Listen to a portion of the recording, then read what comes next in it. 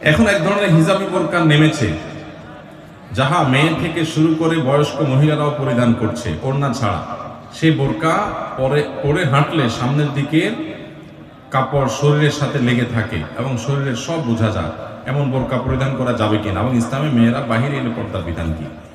এইরকম বোরকা পরলে তার উপর দিয়ে আরেকটা বোরকা পরতে হবে। বুঝেন নাই কথা? বোরকার উদ্দেশ্য হলো শরীরের সৌন্দর্য এটা যেন পরপুরুষের সামনে ফুটিয়ে না তোলা হয়, সেটা যেন লুকিয়ে রাখা যায়, আবৃত রাখা যায়। এই জন্য দেখেন, যারা পর্দানশীল তাদের মতো আত্মসম্মান বোধ সম্পন্ন, তাদের মতো এতটা আত্মমর্যাদা বোধ সম্পন্ন যারা পর্দানশীল না, তারা কিন্তু সেরকম না। কারণ হলো, পর্দা করার মিনিং হলো যে একজন নারী, একজন মুসলিম নারী, তিনি সম্ভ্রান্ত, তিনি নিজেকে অন্য পুরুষরা তাকে নিয়ে বাজে চিন্তা